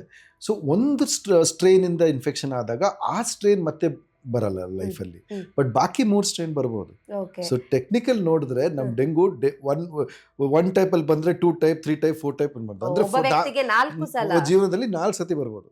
ಓಕೆ ಓಕೆ ಯಾಕಂದ್ರೆ ಕಾಮನ್ ಆಗಿ ಹೇಳ್ತಾರೆ ಈ ಚಿಕನ್ ಗುನ್ಯ ಬಂದಾಗ ಒಂದ್ಸಲ ಬಂದಿದೆ, ಮಕ್ಳಿರ್ಬೇಕಾದ್ರೆ ಬಂದಾಗ ದೊಡ್ಡವರಾದ್ಮೇಲೆ ಟೈಮ್ಸ್ ಬರಲ್ಲ ಹೇಳ್ತಾರೆ. ಮೇ ಬಿ ಅದೇ ಲೆಕ್ಕಾಚಾರದಲ್ಲಿ ಇದನ್ನ ಕೇಳಿರ್ಬೋದು. ಸೊ ಬರುವಂತಹ ಸಾಧ್ಯತೆ ಇರುತ್ತೆ. ಖಂಡಿತ ಇದೆ. ಓಕೆ, ಸೊ ನೀವು ಹೇಳಿದ್ರಿ ಡಾಕ್ಟರ್ ಈಗ ಮಾತಾಡ್ತಾ ಇದ್ರಲ್ಲಿ 4 ವೆರೈಟಿ ಇರುತ್ತೆ ಅಂತ. ಸೊ ಅದನ್ನ ಎಕ್ಸ್ಪ್ಲೇನ್ ಮಾಡಬಹುದಾ ಏನು ಅಂತ? ಆಕ್ಚುಲಿ ಎಲ್ಲ ವೈರಸ್ಗಳು ಸೇಮ್. ಆಕ್ಚುಲಿ ಅದು ಬರೀ ಸೈಂಟಿಫಿಕ್ ರೀಸನ್ಗೋಸ್ಕರ ನಾವು ನೋಡಿ ಯಾವ ವೈರಸ್ ಅಲ್ಲಿ ಬರ್ಬೋದು ಅಂತ ನೋಡ್ತೀವಿ. ಸಾಧಾರಣವಾಗಿ ಅದು ಎಲ್ಲ ಪೇಷಂಟ್ ನಾವು ಮಾಡಲ್ಲ. ಯಾರು ತುಂಬಾ ಸೀರಿಯಸ್ ಆಯ್ತು ಯಾವಾಗ ಟೆಸ್ಟ್ ಮಾಡಿ ಯಾವ ಸ್ಟ್ರೈನ್ ಇಂದ ಸೀರಿಯಸ್ ಹಾಕಿದ್ರೆ ಅಂತ ಹುಡುಕ್ತೀವಿ. ಬಟ್ ಎಲ್ಲ ವೈರಸ್ಗಳು ಸೇಮೆ. 1 to 4 ಟೈಪ್ಸ್ ಎಲ್ಲರಿಂದನೂ ಸಮಾನವಾಗಿ ಇನ್ಫೆಕ್ಷನ್ ಬರಬಹುದು. 1 and 2 common, okay, 3, 4 rare. But 1 ಇಂದ ಆದಾಗ ನೆಕ್ಸ್ಟ್ ಟೈಮ್ 2, 3, 4 ಯಾವ್ದ್ರಲ್ಲೂ ಆಗ್ಬಹುದು. ಸೊ 2 ಆಗಲಿ 3 ಆಗಲಿ 4 ಆಗಲಿ ಸೆಕೆಂಡ್ ಟೈಮ್ ಡೆಂಗು ಸ್ವಲ್ಪ ಸಿವಿಯರ್ ಇರುತ್ತೆ first time. Okay okay. So admission ಯಾವಾಗ ಬೇಕಾಗುತ್ತೆ ಇದ್ರಲ್ಲಿ? ಅಡ್ಮಿಷನ್ ನಾನು ಹೇಳಿದ್ರೆ ಡೇ ಯೂಶಲಿ ಜ್ವರ ಡೇ 4, 5, ಡೇ 4 4 ದಿವಸ 5ನೇ ದಿವಸ ನಂತರ ಆ ಟೈಮಲ್ಲಿ ತಲೆ ಸುತ್ತು ಬಂದಾಗ, ಹೊಟ್ಟೆ ನೋವು ಬಂದಾಗ, ವಾಂತಿ ಒಂದು 4-5 ಸತಿ ಬರ್ತಾ ಇದೆ ಒಂದು 24 hours ಅಲ್ಲಿ, ಹಲ್ಲಿಂದ ಮೂಗಿಂದ ಬಾಯಿಂದ ಏನಾದರೂ ರಕ್ತ ಕಂಡು ಬಂದರೆ, ಮೋಷನ್ಸ್ ಅಲ್ಲಿ ಸ್ಟೂಲ್ಸ್ ಅಲ್ಲಿ ರಕ್ತ ಕಂಡು ಬಂದರೆ ಅದು ಎಮರ್ಜೆನ್ಸಿ ತಕ್ಷಣ ಹಾಸ್ಪಿಟಲ್ ಹೋಗ್ಬೇಕು. ಓಕೆ. ಡೆಂಗ್ಯೂ ಇದ್ದಾಗ ಪಪಾಯಿ ಎಲೆಯ ರಸವನ್ನ ಕುಡಿಬೇಕು ಹೇಳ್ತಾರೆ, ಕಿವಿ ಹಣ್ಣನ್ನ ತಿನ್ಬೇಕು, ಕೆಲವರು ಡ್ರ್ಯಾಗನ್ ಫ್ರೂಟ್ ಅನ್ನ ತಿನ್ಬೇಕು ಹೇಳ್ತಾರೆ. ಇದ್ರ ಹಿಂದೆ ವೈಜ್ಞಾನಿಕ ಕಾರಣ ಏನಾದ್ರೂ ಇದೆಯಾ ಸರ್? ವೈಜ್ಞಾನಿಕ ಕಾರಣ ಅಂತೂ ಇಲ್ಲ ಅಂತ ಹೇಳ್ಬೋದು. ಯಾಕಂದರೆ ನಮ್ಮ ಹತ್ರ ಆ ಥರ large scale trial randomise control ಅಂತೀವಿ, ಪ್ರೂಫು ಆ ಥರ ಏನಿಲ್ಲ ಕಿ ಇದು ಹೆಲ್ಪ್ ಆಗುತ್ತೆ. ಆದರೂ ಜನರು ಕೇಳ್ತಾರೆ, ನಾನು ಡ್ರ್ಯಾಗನ್ ಫ್ರೂಟ್ ತಿಂತೀನಿ ಡಾಕ್ಟರೇ ಅಂತ. ನೋ ಪ್ರಾಬ್ಲಮ್, ಅದು ಸ್ವಲ್ಪ ಹೆಲ್ಪ್ ಮಾಡಬೇಕು. ಸಿಟ್ರಸ್ ಫ್ರೂಟ್ಸ್, ಈಗ ನಿಂಬೆ ಹಣ್ಣು, ಆರೆಂಜ್ ಕಿತ್ತಲೆ ಹಣ್ಣು ಸ್ವಲ್ಪ ಹೆಲ್ಪ್ ಆಗುತ್ತೆ. ಸೊ ನಾನು ಹೇಳ್ತೀನಿ ಫ್ರೂಟ್ಸ್ ಅನ್ನ ತಿನ್ಬಹುದು. ಸೊ ನಾನು ಹೇಳ್ತೀನಿ, ಓಕೆ ನೀವು ಡ್ರ್ಯಾಗನ್ ಫ್ರೂಟ್ ಬೇಕಾದ್ರೆ ತಗೊಳ್ಳಿ, ಕಿವಿ ಫ್ರೂಟ್. ಬಟ್ ಅದರಿಂದ ಪ್ಲೇಟ್ಲೆಟ್ ಇಂಪ್ರೂವ್ಮೆಂಟ್ ಆಗೋದು ಅದಾಗಲ್ಲ. ಪ್ಲೇಟ್ಲೆಟ್ ಅದರ ಟೈಮಲ್ಲಿ ಇಂಪ್ರೂವ್ ಆಗುತ್ತೆ, ಅದೇ ನ್ಯಾಚುರಲ್ ಆಗಿ ಇಂಪ್ರೂವ್ ಆಗುತ್ತೆ. 8ನೇ ದಿವಸದಿಂದ ಪಪ್ಪಾಯ ಎಲೆನ ನಾನು ಬೇಡ ಅಂತೀನಿ. ಯಾಕೆಂದರೆ ತುಂಬ ಜನ ನಾನು ಕೊಟ್ಟು ನೋಡಿದ್ದೀನಿ. ನಾನು ಮೊದಲು ಒಂದು 10-12 years ಹಿಂದೆ ಈ ಥರ ಬಂತಲ್ಲ ಪಪ್ಪಾಯ ಎಲೆ ತಿನ್ಬೇಕು, ನಾನು ಹೇಳಿದೆ ಓಕೆ ತಗೊಂಡು ನೋಡಿ. ಬಟ್ ಏನಾಗುತ್ತೆ ಅದರಿಂದ ಅವ್ರಿಗೆ ತುಂಬ ಸ್ಟಮಕ್ ಇನ್ಫೆಕ್ಷನ್ ಆಗುತ್ತೆ, ಹೊಟ್ಟೆ ಇನ್ಫೆಕ್ಷನ್ಗಳು, ಬೇದಿಗಳು ಜಾಸ್ತಿ ಆಗುತ್ತೆ. ಹಾಸ್ಪಿಟಲ್ ಆ ಪೇಷಂಟ್ 2-3 days ಇರಬೇಕಾದ್ರೆ ಅದು ಹಾಸ್ಪಿಟಲ್ ಸ್ಟೇ ಸ್ವಲ್ಪ ಪ್ರೊಲಾಂಗ್ ಆಗುತ್ತೆ. 5 ದಿವಸ ಆಗ್ಬಿಡುತ್ತೆ. ಬೇದಿಯಾಗಿ ಉಪ್ಪಿನಾಂಶ ಎಲ್ಲ ಕಮ್ಮಿ ಆಗ್ಬೋದು, BP ಇನ್ನೂ ಡೌನ್ ಆಗ್ಬೋದು. BPನೇ ಪ್ರಾಬ್ಲಮ್ ಅಲ್ವಾ. ಸೊ ಅದು ಪಪ್ಪಾಯ ಎಲೆಯಿಂದ ನಾನು ಪ್ರಾಬ್ಲಮ್ ನೋಡಿದ್ರೆ ಅದಕ್ಕೆ ಅದನ್ನ ಬೇಡ ಅಂತೀನಿ ನಾನು. ಪಪ್ಪಾಯ ಎಲೆ ಆಗಲಿ ಅದೆಲೆದು ಪಿಲ್ಲು ಆಗಲಿ ಎರಡು ಬೇಡ. Okay okay. ಸೊ ಫ್ರೂಟ್ಸ್ ಬೇಕಿದ್ರೆ ತಿನ್ಬಹುದು, ಏನು ಪ್ರಾಬ್ಲಮ್ ಆಗಲ್ಲ. ಆದ್ರೆ ಪಪ್ಪಾಯಿ ಎಲೆಯ ರಸವನ್ನ ಕುಡಿಯೋದನ್ನ ಅವಾಯ್ಡ್ ಮಾಡ್ಬೇಕಾಗುತ್ತೆ, ಅದರಿಂದ ಸೈಡ್ ಎಫೆಕ್ಟ್ಸ್ ಜಾಸ್ತಿ ಇರುತ್ತೆ ಅಂತ ಹೇಳ್ತೀರಾ. ಓಕೆ. ಸೊ ಇಲ್ಲಿ ಪ್ಲೇಟ್ಲೆಟ್ಸ್ ನಾರ್ಮಲ್ ಆಗಿದ್ರು ಕೂಡ ಡೆಂಗ್ಯೂ ಅಲ್ಲಿ ಪರ್ಸನ್ ಗಂಭೀರವಾಗಿರುವಂತ ಸಿಚುವೇಶನ್ಗೆ ಹೋಗೋ ಚಾನ್ಸಸ್ ಇರುತ್ತೆ ಸರ್. ಪ್ಲೇಟ್ಲೆಟ್ಸ್ ಚೆಕ್ ಮಾಡಿದಾಗ ರಿಪೋರ್ಟ್ ಅಲ್ಲಿ ನಾರ್ಮಲ್ ಇದೆ, ಅಂದ್ರೆ 20,000 ಗಿಂತ ಕಮ್ಮಿ ಇಲ್ಲ, ಮೇಲೇನೆ ಇದೆ. ಹಾಗಿದ್ರೂ ಕೂಡ ಸಿಚುವೇಶನ್ ಸ್ವಲ್ಪ ಸಿವಿಯರ್ ಆಗಿರುವಂತ ಚಾನ್ಸಸ್ ಇರಬಹುದಾ ಹೇಗೆ ಅಂತ? ಹೌದು, ಖಂಡಿತ ಇರಬಹುದು. ಯಾಕಂದ್ರೆ ನಾನು ತುಂಬಾ ಜನ ಪೇಷಂಟ್ಗೆ 50,000 60,000 platelet count, 1 lakh plate count ನೋಡಿದ್ದೀನಿ. ಅವ್ರ ಐಸಿಯಲ್ಲಿ ಇರ್ತಾರೆ. ಯಾಕೆಂದ್ರೆ ಅವ್ರಿಗೆ ಲಂಗ್ಸಲ್ಲಿ ನೀರು ತುಂಬ್ಕೊಳುತ್ತೆ, ಉಸಿರಾಡಕ್ಕೆ ಕಷ್ಟ ಆಗುತ್ತೆ, BP ತುಂಬ ಕಮ್ಮಿ ಆಗಿ ಅವ್ರಿಗೆ ವಿಧ ಅಂಗಗಳು ಎಫೆಕ್ಟ್ ಆಗುತ್ತೆ. ಓಕೆ, ಕೆಲವರಿಗೆ ಡಯಾಲಿಸಿಸ್ ಕೂಡ ಬೇಕಾಗುತ್ತೆ. ಬಟ್ ಎಲ್ಲ ಜನರಿಗೆ ಪ್ಲೇಟ್ಲೆಟ್ ಅಷ್ಟೊಂದು ನಾವು ಈಗ ಪರ್ಸನ್ ಬಿ ಅಂತ ಇಬ್ಬರು ಪೇಷಂಟ್ ಇದ್ದರೆ, ಪರ್ಸನ್ ಎಗೆ 60,000 ಪ್ಲೇಟ್ಲೆಟ್ ಕಂಡುಬಿಟ್ಟು ICL ಇದ್ಬಿಟ್ಟು ತುಂಬ ಸೀರಿಯಸ್ ಪ್ರಾಣ ಜೊತೆ ಹೋರಾಡ್ತಿರ್ಬೋದು. ಇನ್ನೊಬ್ಬರು ಪೇಷಂಟ್ 10-15,000 ಪ್ಲೇಟ್ಲೆಟ್ ಕೊಂಡು 7ನೇ ದಿವಸ ನಾರ್ಮಲ್ ಇರ್ತಿರ್ತಾರೆ. ಬೈ ದ ಟೈಮ್ ಅವ್ರು ರಿಕವರ್ ಆಗ್ತಾ ಇರ್ತಾರೆ 7th day ಫುಲ್ ನಾರ್ಮಲ್ ಮನುಷ್ಯನ್ ಇರ್ಬೋದು without any danger. So platelet ಬರೀ ಇಂಪಾರ್ಟೆಂಟ್ ಅಲ್ಲ, ಅವರು ಪ್ಲೇಟ್ಲೆಟ್ ಸ್ವಲ್ಪ ಮೇಲೆ ಇದ್ರೂ ಸೀರಿಯಸ್ ಇರಬಹುದು. ಓಕೆ. ಸೊ ಈಗ ಡೆಂಗ್ಯೂ ಬಂತು ಅಂತ ಹೇಳಿದಾಗ ಇದಕ್ಕೆ ಡಯಾಗ್ನೋಸಿಸ್ ಟೆಸ್ಟ್ ಅಂದ್ರೆ ಬ್ಲಡ್ ಟೆಸ್ಟ್ ಅದಾದ್ಮೇಲೆ ಟ್ರೀಟ್ಮೆಂಟ್ ಯಾವ ರೀತಿಯಾಗಿರುತ್ತೆ? ಸೊ ಡೆಂಗ್ಯೂದಲ್ಲಿ ಬ್ಲಡ್ ಟೆಸ್ಟ್ ಏನಂದ್ರೆ, ನಾವು ಜ್ವರ ಸ್ಟಾರ್ಟ್ ಆದಾಗ ವಿದಿನ್ ಕೆಲವು ಸತಿ ಆ ಟೆಸ್ಟ್ಗಳು ಪಾಸಿಟಿವ್ ಆಗಿ ಸೆಕೆಂಡ್ ಡೇ 3rd ಡೇನೇ ಪಾಸಿಟಿವ್ ಆಗುತ್ತೆ. ಟೆಸ್ಟ್ ಬಂದು ಡೆಂಗೂದು ಟೆಸ್ಟ್, ಡೆಂಗು ಸಿರಾಲಜಿ ಅಂತೀವಿ. ಒಂದು ಟೆಸ್ಟ್ ಇದೆ NS1 ಆಂಟಿಜನ್ ಅಂತ, ಅದು ಫಸ್ಟ್ ಚೆಕ್ ಮಾಡಿ ಅದು ಫಸ್ಟ್ ಪಾಸಿಟಿವ್ ಬರುತ್ತೆ. ಆಮೇಲೆ ಕೆಲವು ದಿವಸದ ನಂತರ IgM, 1-2 ದಿವಸ ನಂತರ IgM ಡೆಂಗು ಅಂತ ಪಾಸಿಟಿವ್ ಬರುತ್ತೆ. ಅದು ರಕ್ತ ಪರೀಕ್ಷೆಯಲ್ಲೇ ಗೊತ್ತಾಗೋದು. ಓಕೆ, ಬ್ಲಡ್ ಕ್ಯಾನ್ಸ್ ಟೆಸ್ಟ್ ಮಾಡಿದ್ರೆ ಫಸ್ಟ್ 4 days ಅದು ನಾವು ಬಿಳಿ ರಕ್ತ ಹೇಳಿದ್ರೆ ಬಿಳಿ ರಕ್ತ ಸ್ವಲ್ಪ ಕಮ್ಮಿ ಇರುತ್ತೆ, ಪ್ಲೇಟ್ಲೆಟ್ ಕಮ್ಮಿ ಆಗುತ್ತೆ. ಯೂಶಲಿ ಯೂಶಲಿ 4ನೇ ದಿವಸ ಆದ ನಂತರ. ಓಕೆ. ಸೊ ಟ್ರೀಟ್ಮೆಂಟ್ ಎಷ್ಟು ದಿನ ತಗೋಬೇಕಾಗುತ್ತೆ ಒಂದು ಪರ್ಸನ್? ಟ್ರೀಟ್ಮೆಂಟ್ ಅಂದರೆ ಸ್ಪೆಸಿಫಿಕ್ ಅದಕ್ಕೆ ಡೆಂಗೂಗೋಸ್ಕರನೇ ಏನು ಔಷಧಿದ ಆ ಥರನಿಲ್ಲ. ಕೆಲವರು ಹೇಳ್ಬೋದು ಆ್ಯಂಟಿಬಯೋಟಿಕ್ ಆ್ಯಂಟಿಬಯೋಟಿಕ್ ಡೆಂಗೂದಲ್ಲಿ ಏನು ರೋಲ್, ಯಾಕಂದರೆ ಆ್ಯಂಟಿಬಯೋಟಿಕ್ಕು ಬ್ಯಾಕ್ಟೀರಿಯಾನ ಸಾಯಿಸುತ್ತೆ, ವೈರಸ್ನಲ್ಲ. ಡೆಂಗು ಬಂದು ವೈರಲ್ ಇನ್ಫೆಕ್ಷನ್, ಇದಕ್ಕೆ ಏನು ಔಷಧಿ ಇಲ್ಲ, ತನ್ನಷ್ಟಕ್ಕೆ ತಾನೇ ಗುಣವಾಗದಂಥ ಇದು. ಟ್ರೀಟ್ಮೆಂಟ್ ಏನಂದರೆ ಟೈಮಲ್ಲಿ ನಾವು ಬಿ ಪಿ ಕಮ್ಮಿ ಆದರೆ ಅದನ್ನು ಬಿ ಪಿನ ಮೇಲೆ ಮಾಡಬೇಕು. ಡಿಹೈಡ್ರೇಷನ್ ಇದ್ದಾಗ ಫ್ಲೂಯಿಡ್ಸ್ ಹಾಕಬೇಕು. ಓಕೆ, ಲಿವರೆಲ್ಲ ಎಫೆಕ್ಟ್ ಆಗ್ತದೆ ಅಂತ ಚೆಕ್ ಮಾಡ್ಕೊಳ್ಬೇಕು. ಏನಾದರೂ ಅಂಗಗಳು ಎಫೆಕ್ಟ್ ಆದರೆ, ಶ್ವಾಸಕೋಶ, ಕಿಡ್ನಿ, ಲಿವರ್ ಎಫೆಕ್ಟ್ ಆದರೆ ಅದನ್ನು ಸೇಫ್ ಆಗಿ ಸ್ಟೇಬಲ್ ಆಗಿ ಮಾಡಬೇಕು, ತನ್ನಷ್ಟಕ್ಕೆ ತಾನೇ ರಿಕವರಿ ಆಗಬಹುದು. ಓಕೆ, ಹಾಗಿದ್ರೆ ಈಗ ಡೆಂಗ್ಯೂ ಇದ್ದವರಲ್ಲಿ ಡಿಹೈಡ್ರೇಷನ್ ಕಾಮನ್ ಆಗಿರುತ್ತೆ ಸರ್? ಎಸ್, ಡಿಹೈಡ್ರೇಷನ್ ಯಾವ ಕಾರಣಕ್ಕೋಸ್ಕರ? ನಾನು ಹೇಳಿದ್ದನ್ನ ರಕ್ತದಿಂದ ನೀರು ಲೀಕ್ ಆಗ್ತಾ ಇದೆ, ಸೊ ಅದರಿಂದ ಡಿಹೈಡ್ರೇಷನ್ ಆಗುತ್ತೆ. ಇನ್ಫ್ಯಾಕ್ಟ್ ನೀವು ಫುಡ್ ಬಗ್ಗೆನೂ ಕೇಳಿದ್ರಿ, ಏನು ಫುಡ್, ಅವಾಗ ಫ್ರೂಟ್ಸ್ ಬಗ್ಗೆ ಕೇಳಿದ್ರಿ. ಒಂದು ನಾನು ಈ ಟೈಮಲ್ಲಿ ಹೇಳ್ತೀನಿ, ಇದು ಕಾಫಿನ ಜನರಲಿ ಅವಾಯ್ಡ್ ಮಾಡ್ಕೊಳ್ಳಿ. ಕಾಫಿ ತುಂಬಾ ಡಿಹೈಡ್ರೇಷನ್ ಮಾಡುತ್ತೆ. ಹೌದೌದು, ಯೂಶಲಿ ಕಾಫಿ ಕುಡಿದ್ರೆ ಡಿಹೈಡ್ರೇಷನ್ ಆಗುತ್ತೆ ಅಂತ ಹೇಳ್ತಾರೆ. ಡೆಂಗ್ಯೂನವರಿಗೆ ಇನ್ನು ಓಕೆ, ಡೆಂಗ್ಯೂ ಇದ್ದಾಗ ಕಾಫಿ ಕುಡಿಯೋದನ್ನ ಅವಾಯ್ಡ್ ಮಾಡಬೇಕು. Coffee, food, spicy food. So ಹಾಗಿದ್ರೆ ಡೆಂಗ್ಯೂ ಬಂದವರಿಗೆ ಯಾವ್ದು ಬೆಸ್ಟ್ ಫುಡ್, ಯಾವ್ದು ತಿನ್ಬಾರ್ದು ಅಂದ್ರೆ ಆ ಮೂಮೆಂಟ್ ಅಲ್ಲಿ, ಅಥವಾ ಒಂದ್ ವಾರ ಅಥವಾ ಒಂದ್ ತಿಂಗಳು ಅವಾಯ್ಡ್ ಮಾಡಿ ಅಂತ ಹೇಳಿದ್ರೆ ಯಾವ ಫ್ರೂಟ್ಸ್? ನಾನು ಹೇಳೋದಂದ್ರೆ, ಒಂದು ಡೆಂಗು ಟೈಮಲ್ಲಿ ಕಾಫಿ ಕುಡಿಬಾರ್ದು. ಅದು ಡೆಂಗು ಸ್ಟಾರ್ಟ್ ಆಗಿದ್ದು 1-2 ವೀಕ್ಸ್ ಅಲ್ಲಿ ಬೆಟರ್. ಡಿಹೈಡ್ರೇಷನ್ ರಿಸ್ಕ್ ಜಾಸ್ತಿ ಇರುತ್ತೆ. ಸಿಟ್ರಸ್ ಫ್ರೂಟ್ ಸ್ವಲ್ಪ ತಗೊಳ್ಬಹುದು, ಮೋಸಂಬಿ, ಕಿತ್ತಲೆ. ಹೊಟ್ಟೆ ಹಸು ಕಮ್ಮಿ ಇರುತ್ತೆ. ಡೇ 5ನೇ ದಿವಸದಿಂದ 4ನೇ ದಿವಸದಿಂದ 7ನೇ ದಿವಸದ ಕೂಡ ಹೊಟ್ಟೆ ಹಸು ಕಮ್ಮಿ ಇರುತ್ತೆ. ಆ ಟೈಮಲ್ಲಿ ನಿಮಗೆ ಮನಸ್ಸು ಬರಲ್ಲ ತಿನ್ನಕ್ಕೆ, ನೀವು ಫ್ರೂಟ್ಸು, ಜ್ಯೂಸಸ್ಸು ಕುಡಿಬೋದು. ನಾನ್ ವೆಜಿಟೇರಿಯನ್ ಅವ್ರು ಕೇಳ್ತಾರೆ, ನಾನು ಚಿಕನ್ ತಿನ್ಬೋದೇನಂತ. ಬಟ್ ಚಿಕನ್ ಗಟ್ಟಿ ಫುಲ್ ಚಿಕನ್ ಕರಿ ತಿಂದರೆ ಅದು ಅವ್ರಿಗೆ ಸೂಟ್ ಆಗಲ್ಲ, ಅವ್ರಿಗೆ ವಾಂತಿ ಎಲ್ಲ ಆಗುತ್ತೆ. ನಾನು ಹೇಳ್ತೀನಿ, ಓಕೆ ನೀವು ಸೂಪ್ ಕುಡೀರಿ, you can have a soup ಹಾಗಾಗ್ತೀವಿ. ಅವ್ರದ್ದೇ ಆಪಿಟೈಟ್ ಕಮ್ಮಿ ಇರುತ್ತೆ. ಬಟ್ ಜನರಲಿ ಚಿಕನ್ ಸೂಪ್ಗಳು, ಲೆಗ್ಯೂಮ್ ಸೂಪ್ಗಳು, fruits, vegetables, mashed vegetables, boiled vegetables, ಇದೆಲ್ಲ ಅವ್ರು ತಗೊಳ್ಬೋದು. ಕರ್ಡ್ ರೈಸ್ ಕೆಲವರು ಇಷ್ಟಪಡ್ತಾರೆ, ಅವ್ರು ಡಯಾಬಿಟಿಸ್ ಇಲ್ಲ ಅಂದ್ರೆ ಕರ್ಡ್ ರೈಸ್ ತಿನ್ಬೋದು. ಓಕೆ ಓಕೆ ಡಾಕ್ಟರ್, ನೀವು ಆಗ್ಲೇ ಮಾತಾಡ್ತಾ ಹೇಳಿದ್ರಿ ಡೆಂಗ್ಯೂದಿಂದ BP ಡೌನ್ ಆಗೋ ಚಾನ್ಸಸ್ ಕೂಡ ಇರುತ್ತೆ, ಸೊ ಸ್ವಲ್ಪ ಜಾಗ್ರತೆ ವಹಿಸ್ಬೇಕು ಅಂತ. ಈಗ ಒಬ್ಬ ವ್ಯಕ್ತಿಗೆ ಆಲ್ರೆಡಿ BP ಇದೆ, ಶುಗರ್ ಇದೆ, ಸೊ ಅಂಥವ್ರಿಗೆ ಇದು ಜಾಸ್ತಿ ಅಪಾಯ ಅಂತ ಹೇಳ್ತೀರಾ? ಹೇಗೆ ಕೇರ್ ಮಾಡಬೇಕಾಗುತ್ತೆ ಅವರು ಅಂತ? ಹೌದು, BP ಮತ್ತು ಶುಗರ್ ಪೇಷಂಟ್ ಇದು ಜಾಸ್ತಿ ಅಪಾಯ ಆಗುತ್ತೆ. ಶುಗರ್ ಪೇಷಂಟು ಇಂಡಿಯಾದಲ್ಲಿ, ನಮ್ಮ ದೇಶದಲ್ಲಿ ತುಂಬ ಜನಕ್ಕೆ ಶುಗರ್ ಕಂಟ್ರೋಲ್ ಇರಲ್ಲ. ಶುಗರ್ ಕಂಟ್ರೋಲ್ ಇದ್ದರೆ ನಮ್ಮ ದೇಹದ ಇಮ್ಯುನಿಟಿ, ಆ ವೈರಸ್ ಜೊತೆ ಫೈಟ್ ಮಾಡುವ ಶಕ್ತಿ ಕಮ್ಮಿ ಇರುತ್ತೆ. ಸೊ ಒಂದು ನೀವು ಶುಗರ್ನ ಮೇಂಟೈನ್ ಮಾಡಬೇಕು. ಕೆಲವು ಔಷಧಿಗಳು ನಿಮ್ಮ ಡಾಕ್ಟರ್ ಹತ್ರ ಹೋಗ್ಬೇಕು. ಕೆಲವು ಔಷಧಿಗಳಿಂದ ವಾಂತಿಗಳು ಜಾಸ್ತಿ ಆಗುತ್ತೆ, ಕೆಲವು ಶುಗರ್ ಟ್ಯಾಬ್ಲೆಟಿಂದ. ಅದನ್ನು ಡಾಕ್ಟರ್ ನಿಲ್ಲಿಸ್ಬೋದು. ಕೆಲವರಿಗೆ ಅಡ್ಮಿಷನ್ ಟೈಮಲ್ಲಿ ಬರೀ ಇನ್ಸುಲಿನ್ ಹಾಕ್ಬೋದು, ಮನೆಗೆ ಹೋದಾಗ ಪುನಃ ಟ್ಯಾಬ್ಲೆಟ್ ಹಾಕ್ಬೋದು. BP ಅಂದರೆ BP ಡೌನ್ ಆಗುತ್ತಲ್ಲ, ಈಗ ಕೆಲವು BP ಪೇಷಂಟ್ಗೆ BP ಔಷಧಿ ಆ ಟೈಮಲ್ಲಿ ನಿಲ್ಲಿಸ್ಬೇಕಾಗುತ್ತೆ. ಬಟ್ ಅದು BP ಚೆಕ್ ಮಾಡಿ, ನೀವೇ ನಿಮ್ಮಿಂದ ಏನು ಡಿಸಿಷನ್ ತೊಗೊಬೇಡಿ. ನಿಮ್ಮ BP ಲೋ ಆದಾಗ ಆ ದಿವಸ ನೀವು ಡಾಕ್ಟರ್ ಹತ್ರ ಕೇಳಿ, ಅವರೇ ನಿಮ್ಮ BP ಮೆಡಿಸಿನ್ನ ಸ್ಟಾಪ್ ಮಾಡಿರ್ತಾರೆ. ಓಕೆ, ಅವ್ರು 2-3 ಟ್ಯಾಬ್ಲೆಟ್ಸ್ ತೊಗೊತಿದ್ರೆ 1-2 ಕಮ್ಮಿ ಮಾಡ್ತಾರೆ, ಆಮೇಲೆ BP ಮಾನಿಟರ್ ಇಲ್ಲ ಫುಲ್ಲೇ ಕಮ್ಮಿ ಮಾಡ್ಬೋದು, ಸ್ಟಾಪ್ ಮಾಡ್ಬೋದು. ಡೆಂಗು ಒಂದು 7-8 ಡೇಸ್ 7-8 ದಿವಸ ಆಯಿತು, ರಿಕವರ್ ಆಗ್ತದೆ, ನಿಧಾನವಾಗಿ ಪುನಃ ನಿಮ್ಮ BP ಜಾಸ್ತಿ ಆಗಿ ಸ್ಟಾರ್ಟ್, ಯಾಕಂದರೆ ನಿಮ್ಮ BP ಮೊದಲಿಂದನೇ ಇದೆ. ಸೊ BP ಮತ್ತೆ ಪುನಃ ಜಾಸ್ತಿ ಆಗುತ್ತೆ. ಆ ಟೈಮಲ್ಲಿ ನೀವು ನಿಧಾನವಾಗಿ BP ಟ್ಯಾಬ್ಲೆಟ್ ಸ್ಟಾರ್ಟ್ ಮಾಡಬೇಕಾಗುತ್ತೆ. ಅದು ನಾನು ಕೇಳ್ತೀನಿ, ನಿಮಗೆ ನಿಮ್ಮ ಡಾಕ್ಟರ್ ಹತ್ರ ಹೋಗಿ, ಡಯಾಬಿಟಿಸ್ BP ಇದ್ದವ್ರಿಗೆ ನಿಮ್ಮ ಡಾಕ್ಟರ್ ಹತ್ರ ಹೋಗಿ ಕೇಳ್ಕೊಳ್ಳಿ, ಈ ವಿಷಯ ಬಗ್ಗೆ ಕೇಳ್ಕೊಂಡು, ಡಾಕ್ಟರ್ ನಾನು ಡೆಂಗು ಆಗಿದೆ, ಈಗ ಯಾವ BP ಔಷಧಿ ನಾನು ನಿಲ್ಲಿಸಬೇಕು, ಯಾವ ವಾಂತಿ ಆಗ್ತಾ ಇದೆ, ಯಾವ BP ಡಯಾಬಿಟಿಸ್ ಔಷಧಿನ ನಾನು ನಿಲ್ಲಿಸಬೇಕಾಗುತ್ತೆ. ಈಗ ಒಂದು ಔಷಧಿ ಇದೆ ಮೆಟ್ಫಾರ್ಮಿನ್ ಅಂತ, ಅದು ಡೆಂಗುದಲ್ಲಿ ಟೆಂಪರರಿ ನಾವು ನಿಲ್ಲಿಸ್ತೀವಿ. ಓಕೆ, ಯಾಕೆಂದರೆ ಅದರಿಂದ ವಾಮಿಟಿಂಗ್ ಎಲ್ಲ ಬರ್ಬೋದು. ಸೊ ನಿಲ್ಲಿಸ್ಬಿಟ್ಟು ಪುನಃ ರಿಕವರ್ ಆದಾಗ ಪುನಃ ಹಾಕ್ತೀವಿ. ಸೊ ಇದೆಲ್ಲ ಟೆಕ್ನಿಕಲ್ ವಿಷಯಗಳು, ಇದು ಒಂದು ವೈದ್ಯರಿಗೆ ಮಾಡಿದರೆ. ಓಕೆ ಡಾಕ್ಟರ್, ಈಗ ಇತ್ತೀಚೆಗೆ ಭಾರತ ಸರ್ಕಾರ ಈ ಡೆಂಗ್ಯೂ ವ್ಯಾಕ್ಸಿನ್ಗೆ ಅನುಮೋದನೆಯನ್ನು ಕೊಟ್ಟಿದೆ. ಸೊ ಕ್ಯೂಡೆಂಗಾ ಅಂತ ಕೇಳಿದ್ದೀವಿ. ಸೊ ಏನು ಇದ್ರ ಬಗ್ಗೆ ಸ್ವಲ್ಪ ವಿವರಣೆಯನ್ನು ಕೊಡಬಹುದಾ? ಈಗ ಆಲ್ರೆಡಿ ಹಾಸ್ಪಿಟಲ್ ಅವೈಲೇಬಲ್ ಇದೆಯಾ, ಅಥವಾ ಜಸ್ಟ್ ಈಗ ಒಂದು ಅನುಮೋದನೆ ಸಿಕ್ಕಿರೋದು ಅಷ್ಟೇನಾ, ಹೇಗೆ ಅಂತ ಸರ್? ಅಚ್ಚಾ, ಕ್ಯೂಡೆಂಗಾ ಆ್ಯಕ್ಚುಲಿ ನಮ್ಗೆ ಡ್ರಗ್ ಕಂಟ್ರೋಲರ್ ಇಂಡಿಯಾ DGCI ಅಂತ ಅವ್ರು ಪರ್ಮಿಷನ್ ಕೊಟ್ಟಿದ್ದಾರೆ. ಈ July 26 ಪರ್ಮಿಷನ್ ಕೊಟ್ಟಿದ್ದಾರೆ ಪ್ರೊಡಕ್ಷನ್ ಸ್ಟಾರ್ಟ್ ಮಾಡೋಕ್ಕೆ, ಕೆಲವು ಟ್ರಯಲ್ಸ್ಗಳ ನಂತರ. ಅದು ಯೂಶಲಿ 2 ಡೋಸ್ ಇದೆ.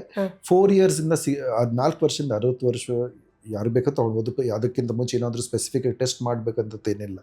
ಜನರಲಿ ಸೇಫ್ ವ್ಯಾಕ್ಸಿನ್ ಅಂತ ಬಂದಿದೆ. ಬಟ್ ಈಗ ತಾನೇ ಬಂದಿದೆ. ಓಕೆ, ಅದು ಎಷ್ಟು ಎಫೆಕ್ಟ್ ಆಗುತ್ತೆ ಯೂಶಲಿ ನಾವು ಈಗ ಹೊಸದಾಗಿ ಬಂದಿದ್ದು ಅಷ್ಟೊಂದು ಟ್ರಯಲ್ ಒಂದು 5-10 ಇಯರ್ಸ್ ಟ್ರಯಲ್ಸ್ ಏನಾಗಿಲ್ಲ. ನಾವೇನು ನೋಡಿದ್ದೀವಿ ಅಂದರೆ ಡೆಂಗು ಇದು 2 ವ್ಯಾಕ್ಸಿನ್ ಯಾರಿಗೆ ಸಿಕ್ಕಿದೆ ಅವ್ರಿಗೊಂದು 80% ಚಾನ್ಸ್ ಕಮ್ಮಿ ಇರುತ್ತೆ ನೆಕ್ಸ್ಟ್ 1 ಇಯರಲ್ಲಿ ಡೆಂಗು ಬರೋಕ್ಕೆ. ಮತ್ತು ತುಂಬ ಡೆಂಗುಗೋಸ್ಕರ ಹಾಸ್ಪಿಟಲ್ ಆಗುವುದು ಅದನ್ನ ಒಂದು 90% ನಿಲ್ಲಿಸಬಹುದು. ಅಂದ್ರೆ ಅಡ್ಮಿಷನ್ ಆಗೋದನ್ನ ಅಪ್ ಟು 18 ಮಂತ್ಸ್ ಫಾಲೋ ಮಾಡಿದ್ದಾರೆ. ವ್ಯಾಕ್ಸಿನ್ ಕೊಟ್ಬಿಟ್ಟು 1.5 ವರ್ಷ ನೋಡಿದ್ದಾರೆ. ಸೊ ಯಾರು ತಗೊಂಡಿದ್ದಾರೆ ಅವ್ರಿಗೆ 90% ಚಾನ್ಸ್ ಕಮ್ಮಿ ಅಡ್ಮಿಷನ್ ಆಗಕ್ಕೆ.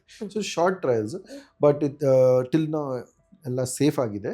ಬಟ್ ಎಲ್ಲ ಪ್ರೊಡಕ್ಷನ್ ಚಾರ್ಜ್ ಅವೈಲೇಬಲ್ ಬರೋಕ್ಕೆ ಮಾರ್ಕೆಟಲ್ಲಿ ಇನ್ನೂ ಟೈಮ್ ಬೇಕಾಗುತ್ತೆ. ಮುಂದಿನ ವರ್ಷ ಫಸ್ಟ್ ಹಾಫ್ ಅಲ್ಲಿ 2020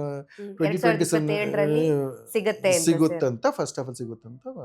ಓಕೆ, ಈಗ ಜಸ್ಟ್ ಅನುಮೋದನೆ ಸಿಕ್ಕಿದೆ ಅಷ್ಟೇ, ಅಂದ್ರೆ ಪರ್ಮಿಷನ್ ಸಿಕ್ಕಿದೆ ಅಷ್ಟೇ. ಸೊ ನೆಕ್ಸ್ಟ್ ಇಯರ್ ಇಂದ ಎಲ್ಲ ಹಾಸ್ಪಿಟಲ್ ಅಲ್ಲೂ ಕೂಡ ಅದು ಅವೈಲೇಬಲ್ ಇರುತ್ತೆ. ಇದು ಲೈಫ್ ಟೈಮ್ ವ್ಯಾಕ್ಸಿನ್ ಸರ್. ಈಗ ಫ್ಲೂ ವ್ಯಾಕ್ಸಿನ್ ಅಂದಾಗ ನಾವು ವರ್ಷ ಕೊಡ್ಬೇಕಾಗುತ್ತೆ.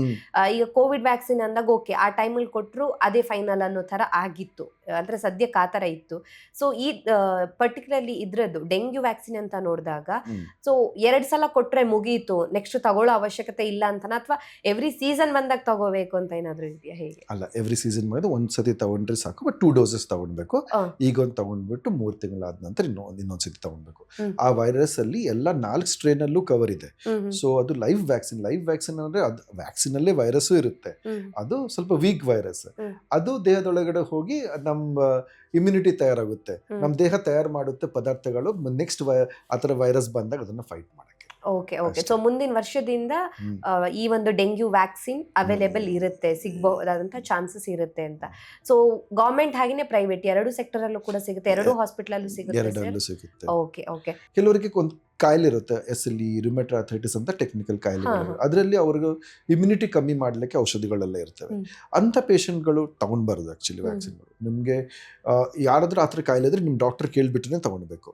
ಕೆಲವು ಪೇಷಂಟ್ಸ್ಗಳಿಗೆ HIV ಅಂತ ಕಾಯಿಲೆಗಳು ಇರುತ್ತೆ, ಅವ್ರಿಗೂ ಬ್ಲ್ಯಾಂಕೆಟ್ ಅವ್ರಿಗೆ ತಗೊಳಕ್ಕಾಗಲ್ಲ ಅಂತಲ್ಲ, ಬಟ್ ಆಕ್ಟಿವ್ ಡಿಸೀಸ್ ಇದ್ದಾಗ ಅವ್ರು ತಗೊಳ್ಬಾರ್ದು. ಅದು ನಿಮ್ಮ ಡಾಕ್ಟರ್ ಸಲಹೆ ಇಲ್ಲದೆ ನೀವು ತಗೊಳ್ಬೇಡಿ ವ್ಯಾಕ್ಸಿನ್ನ. ಸೊ ಯಾರಿಗೆ ಇಮ್ಯುನಿಟಿ ಕಮ್ಮಿ ಇದೆ, ಯಾರು ಏನಾದರೂ ಬೇರೆ ಕಾಯಿಲೆಗೋಸ್ಕರ ಔಷಧಿ ತಗೊಳ್ತಿದ್ದಾರೆ, ಬೇರೆ ವೈರಲ್ ಇನ್ಫೆಕ್ಷನ್ ಇದೆ, ಕ್ರಾನಿಕ್ ಡಿಸೀಸ್ ಇದೆ, ಕ್ಯಾನ್ಸರ್, ಕಿಡ್ನಿ ರಿಲೇಟೆಡ್ ಪ್ರಾಬ್ಲಮ್ಸ್ ಆ ಥರ ಎಲ್ಲ ಇದ್ದಾಗ ಸ್ವಲ್ಪ ನೀವು ನಿಮ್ಮ ಡಾಕ್ಟರ್ ಕೇಳಿ, ಅದ್ರಲ್ಲಿ ನಿಮಗೆ ಆಕ್ಟಿವ್ ನಾನು ತಗೊಳ್ಬಹುದೇನೋ ಅಂತ ನಾನು ಕೇಳಿ. ಕೆಲವು ಕಂಡೀಷನ್ ಅಲ್ಲಿ ಲೈವ್ ವ್ಯಾಕ್ಸಿನ್ ಕೊಡಬಾರ್ದಂತ ಇದೆ, ಡಾಕ್ಟರ್ ಕೇಳ್ಬಿಟ್ಟೆ ತಗೊಳ್ಳಿ. Okay okay. ಸೊ ಇದನ್ನ ಹೇಳಿದ್ದು ಕೂಡ ತುಂಬಾ ಒಳ್ಳೇದಾಯ್ತು ಸರ್. ಯಾಕಂತ ಹೇಳಿದಾಗ ನಾವು ಬರೀ ಯಾವುದೇ ಒಂದು ವಿಷಯದ ಒಂದು ಸೈಡ್ ಅನ್ನ ಅಷ್ಟೇ ಹೇಳ್ತೀವಿ. ಸೊ ಜನರಿಗೆ 2 ಮುಖಗಳು ಕೂಡ ಗೊತ್ತಾಗ್ಬೇಕಾಗಿದೆ. ಯಾಕಂದ್ರೆ ವ್ಯಾಕ್ಸಿನ್ ಬಂದಿರೋದು ಒಳ್ಳೇದು, ಆದ್ರೆ ಯಾರು ತಗೋಬೇಕು ಯಾರು ತಗೋಬಾರ್ದು ಅನ್ನೋದ್ರ ಬಗ್ಗೆ ಕೂಡ ಅರಿವು ಇರ್ಬೇಕಾಗತ್ತೆ ಅಂತ. ಏಜ್ ಆದವ್ರು ತಗೋಬಹುದು ಸರ್, 60 ವರ್ಷದವರೆಗೆ ತಗೋಬಹುದು. Okay okay. ಡಾಕ್ಟರ್, ಕೊನೆಯದಾಗಿ ಡೆಂಗ್ಯೂ ಬರದೇ ಇರೋ ರೀತಿಯಲ್ಲಿ ತಡೆಗಟ್ಟೋದಕ್ಕೆ ನಿಮ್ ಕಡೆಯಿಂದ ಏನಾದ್ರು ಪ್ರಿವೆನ್ಷನ್ ಟಿಪ್ಸ್ ಇದೆಯಾ? ಸೊ ಈಗ ಎಕ್ಸ್ಟ್ರೀಮ್ ಏಜ್ ಗ್ರೂಪ್ ಅಂತ ನೋಡಿದಾಗ ನಾವು ಸಣ್ಣ ಮಕ್ಕಳು, ವಯಸ್ಸಾದವರು ಅಂಡ್ ಪ್ರೆಗ್ನೆನ್ಸಿ ಕಂಡೀಷನ್ ಅಲ್ಲಿ, ಅಂದ್ರೆ ಪ್ರೆಗ್ನೆನ್ಸಿ ವುಮೆನ್ ಯಾರು ಇರ್ತಾರೆ ಅಥವಾ ಕ್ರಾನಿಕ್ ಕಂಡೀಷನ್ ಅಲ್ಲಿ ಬಳಲ್ತಾ ಇರೋರು ಯಾರು ಇರ್ತಾರೆ, ಸೊ ಅಂತವರಿಗೆ ಸ್ಪೆಷಲ್ ಆಗಿ ನಿಮ್ ಕಡೆಯಿಂದ ಏನಾದ್ರು ಟಿಪ್ಸ್ ಇದೆಯಾ ಹೇಗೆ ಅಂತ? ಓಕೆ. ಚಿಕ್ಕ ಮಕ್ಕಳು, ಬಿಲೋ ಮಕ್ಕಳು ಮತ್ತು ವಯಸ್ಸಾದವರಿಗೆ ಇಮ್ಯುನಿಟಿ ಕಮ್ಮಿ ಇರುತ್ತೆ. ಅವರಿಗೆ ಡೆಂಗೂದಲ್ಲಿ ಕಾಂಪ್ಲಿಕೇಶನ್ಸ್ ಆಗೋದು, BP ಕಮ್ಮಿ ಆಗೋದು, ವಿವಿಧ ಅಂಗಗಳು ಎಫೆಕ್ಟ್ ಆಗೋದು ಜಾಸ್ತಿ ಚಾನ್ಸಸ್ ಇದೆ. ಸೊ ಎನಿವೇ ಅವ್ರಿಗೆ ಡೆಂಗು ಬಂದಾಗ ವೈದ್ಯರ ಸಲಹೆಯಿಂದ ನೋಡಬೇಕಾಗುತ್ತೆ. ಅವ್ರು ಕೇರ್ಫುಲ್ ಆಗಿಬಿರುತ್ತೆ. ಕಂಪಲ್ಸರಿ ಮನೆಯಲ್ಲೇ ಕೂತ್ಕೊಂಡು ವೈದ್ಯರನ್ನ ಕನ್ಸಲ್ಟ್ ಮಾಡಬೇಕು. ಪ್ರೆಗ್ನೆನ್ಸಿ ಸ್ವಲ್ಪ ಹೈಲೈಟ್ ಮಾಡ್ತೀನಿ. ಪ್ರೆಗ್ನೆನ್ಸಿಯಲ್ಲಿ ಈಗ ಫಸ್ಟ್ 3 ತಿಂಗಳಲ್ಲಿ ಡೆಂಗು ಆದರೆ ನಮಗೆ ಮಕ್ಕಳ ಬೆಳವಣಿಗೆ ಏನಾಗ್ತಾ ಇದೆ ಹೊಟ್ಟೆಯಲ್ಲಿ, ತಾಯಿ ಹೊಟ್ಟೆಯಲ್ಲಿ, ಅದು ಸ್ವಲ್ಪ ಎಫೆಕ್ಟ್ ಆಗೋಕ್ಕೆ ಚಾನ್ಸಸ್ ಇದೆ. ಅದು ರೇರ್, ಬಟ್ ಆಗಬಹುದು. ಸೊ ಅಂಥ ಪ್ರೆಗ್ನೆಂಟ್ ಮಹಿಳೆಗಳು ಡಾಕ್ಟರ್ ಹತ್ರಗೆ ಅವ್ರು ಸ್ಕ್ಯಾನಿಂಗ್ ಮಾಡ್ತಾರೆ. ಡೆಂಗು ಇಂದ ಗುಣವಾದ ನಂತರ ಮಗು ಹೇಗಿದೆ, ಡೆವಲಪ್ಮೆಂಟ್ ಹೇಗಿದೆ, ಅದರ ಡೆವಲಪ್ಮೆಂಟ್ ಸ್ಕ್ಯಾನ್ ಎಲ್ಲ ಮಾಡಬೇಕಾಗುತ್ತೆ. ಕಾಮನ್ಲಿ ಎಲ್ರಿಗೂ ಮಾಡ್ತಾರೆ ಡೆವಲಪ್ಮೆಂಟ್ಸ್, ಅವ್ರಿಗೂ ಸ್ಪೆಷಲ್ ಆಗಿ ನೋಡಬೇಕಾಗುತ್ತೆ. ಯಾರಿಗೆ ಲಾಸ್ಟ್ ಡೆಲಿವರಿ ಟೈಮಲ್ಲೇ ಬಂದಿದೆ ಈಗ ಡೆಂಗು, ಆ ಡೆಲಿವರಿ ಟೈಮ್ ಆದಾಗ ಮಗು ತಾಯಿಗೆ ಇದೆ ಡೆಂಗು, ಅದು ಮಗುಗೆ ಸ್ವಲ್ಪ ಬರೋಕ್ಕೆ ಚಾನ್ಸಸ್ ಇದೆ. ಆ ಮಗುಗೂ ಬ್ಲೀಡಿಂಗ್ ಟೆಂಡೆನ್ಸಿ ಎಲ್ಲ ಬರೋಕ್ಕೆ ಚಾನ್ಸಸ್ ಇದೆ. ಸೊ ಅಂಥ ಮಗುನ ವೈದ್ಯರು ಕರೆಕ್ಟಾಗಿ ನೋಡ್ಕೋಬೇಕು ಅಂತ. ಸೊ ಪ್ರೆಗ್ನೆನ್ಸಿ ಮತ್ತೆ ವ್ಯಾಕ್ಸಿನ್ ಕೇಳಿದ್ರಲ್ಲ, ಪ್ರೆಗ್ನೆಂಟ್ ಮಹಿಳೆಯರು ವ್ಯಾಕ್ಸಿನ್ ತಗೋಬಾರ್ದು ಅಂತ. ಓಕೆ ಓಕೆ, ಸೊ ಅವ್ರಿಗೆ ನೆಕ್ಸ್ಟ್ ಇಯರ್ ತಗೋಬಹುದು, ಸೊ ಪ್ರೆಗ್ನೆನ್ಸಿ ಡೆಲಿವರಿ ತಗೊಳ್ಬಹುದಲ್ವಾ? After delivery. Okay okay okay. Breastfeeding ಅಲ್ಲೂ ಸ್ವಲ್ಪ ಪ್ರೂವೆನ್ ಇಲ್ಲ ಇನ್ನು. ಪ್ರೆಗ್ನೆನ್ಸಿ ಮತ್ತೆ ಬ್ರೆಸ್ಟ್ ಫೀಡಿಂಗ್ ಎರಡು. ಪ್ರೆಗ್ನೆನ್ಸಿ ಅಂತೂ ಡೆಫಿನೆಟ್ಲಿ ನೋ, ಬ್ರೆಸ್ಟ್ ಫೀಡಿಂಗ್ ಅಲ್ಲೂ ಇನ್ನೂ ಟ್ರಯಲ್ ಆಗಿಲ್ಲ ಎಷ್ಟೊಂದು. ಸೊ ಪ್ರೆಗ್ನೆನ್ಸಿ ಬ್ರೆಸ್ಟ್ ಫೀಡಿಂಗ್ ಸದ್ಯಕ್ಕೆ ನಾವು ಅವಾಯ್ಡ್ ಮಾಡ್ತಾ ಇದೀವಿ. ಬ್ರೆಸ್ಟ್ ಫೀಡಿಂಗ್ ಇಂದ ಆಚೆಗಡೆ ಬಂತು ತಾಯಿ ಮಗು ಬ್ರೆಸ್ಟ್ ಫೀಡಿಂಗ್ ಮಾಡ್ತಾ ಇಲ್ಲ, ಅವಾಗ ವ್ಯಾಕ್ಸಿನ್ ತಗೊಂಡು. ಓಕೆ ಡಾಕ್ಟರ್, ಕೊನೆಯದಾಗಿ ಏನಾದರೂ ನಿಮ್ಮ ಕಡೆಯಿಂದ ಸಜೆಷನ್ ಇದೆಯಾ? ಸಜೆಷನ್ ಏನಂದ್ರೆ ಸೊಳ್ಳೆ ಅಂತ ತಪ್ಪಿಸ್ಕೊಳ್ಳಿ. ನೀವು ಇದು ಡೇ ಟೈಮ್ ಬೈಟರ್ ಅಂದ್ರೆ ಬೆಳಿಗ್ಗೆ ಮತ್ತು ಲೇಟ್ ಆಫ್ಟರ್ನೂನ್ ಅಲ್ಲಿ ಕಚ್ಚುತ್ತೆ. ಆ ಟೈಮಲ್ಲಿ ನೀವು ಮಸ್ಕಿಟೋ ಇದ್ದ ಕಡೆಗೆ ವಾಟರ್ ಸ್ಟ್ಯಾಗ್ನೇಷನ್ ಇದೆ, ಫುಲ್ ಸ್ಲೀವ್ಸ್ ಹಾಕೊಳ್ಳಿ. ಮಸ್ಕಿಟೋ ನೆಟ್ AC ಇದ್ದವ್ರಿಗೆ AC ಸ್ವಲ್ಪ ಪ್ರಿಪೇರ್ ಮಾಡುತ್ತೆ, ಬಟ್ AC ಇಲ್ಲ ಅಂದ್ರೆ ಡೆಫಿನೆಟ್ಲಿ ಮಸ್ಕಿಟೋ ನೆಟ್ ಸೊಳ್ಳೆ ನೆಟ್ ಹಾಕಲೇಬೇಕು. ಮತ್ತು ನಿಮಗೆ ಸಿಂಪ್ಟಮ್ಸ್ ಆದಾಗ, ಡೆಂಗು ಆದಾಗ ಬರೀ ಓಕೆ ಜ್ವರ ಬರ್ತಾ ಇದೆ, ನಾನು ಮನೇಲಿ ಕೂತ್ಕೊಳ್ತೀನಲ್ಲ, ನಿಮ್ಗೆ ಏನಾದ್ರು ಡಿಸಿನೆಸ್ ಇದೆಯೋ, ನಿಮ್ಗೆ ವಾಂತಿ ಆಗ್ತಾ ಇದೆಯೋ, ಹೊಟ್ಟೆ ನೋವು ಆಗ್ತಾ ಇದೆಯೋ, ಪ್ಲೀಸ್ ಇಲ್ಲ ಬಾಯಿಂದ ಮುಗಿದ ರಕ್ತವಿದೆ, ಡಾಕ್ಟರ್ನ ಮೀಟ್ ಮಾಡ್ಕೊಳ್ಳಿ. ಎಸ್ಪೆಷಲಿ ವಯಸ್ಸಾಗೋದವರು, ಶುಗರ್ ಇದ್ದವರು, ಗರ್ಭಿಣಿಯವರು, ಪ್ಲೀಸ್ ಮೀಟ್ ಕಾಳಿ. Dengue simple disease. Majority of the dengue 90% of the cases simple disease. ತುಂಬ ತೊಂದರೆ ಕೊಡುತ್ತೆ, ಸೀರಿಯಸ್ ಮಾಡಲ್ಲ. ಸೀರಿಯಸ್ ಅಪರೂಪ, ಬಟ್ ಅದನ್ನ ಆ ಅಪರೂಪನ ಡೇಂಜರ್, ಲೈಫ್ಗೆ ಡೇಂಜರ್ ಆಗ್ಬಾರ್ದು ನೋಡ್ಕೊಳ್ಬೇಕು. Okay okay, thank you sir, thank you so much. ನಮ್ಮ ಇವತ್ತಿನ ಕಾರ್ಯಕ್ರಮದಲ್ಲಿ ಡೆಂಗ್ಯೂ ಯಾವ ರೀತಿಯಾಗಿ ಬರುತ್ತೆ ಆ್ಯಂಡ್ ಇಕ್ಕಿರುವಂಥ ವ್ಯಾಕ್ಸಿನ್ ಆಗಿರ್ಬೋದು, ಈ ಟೈಮಲ್ಲಿ ಎಷ್ಟು ಕೇರ್ಫುಲ್ ಆಗಿರಬೇಕಾಗತ್ತೆ, ಸೊ ಹೈಪರ್ ಟೆನ್ಷನ್ ಇದ್ದವ್ರು ಎಷ್ಟು ಕೇರ್ಫುಲ್ ಆಗಿ, ಅಥವಾ BP-ಯನ್ನು ಡೌನ್ ಮಾಡದಿರೋ ಥರ ಯಾವ ರೀತಿಯಾಗಿ ನೋಡ್ಕೋಬೇಕಾಗತ್ತೆ, ಸೊ ಎಲ್ಲ ವಿಚಾರದ ಬಗ್ಗೆ ಇನ್ಫಾರ್ಮೇಷನನ್ನು ಕೊಟ್ಟಿದ್ದೀರಾ.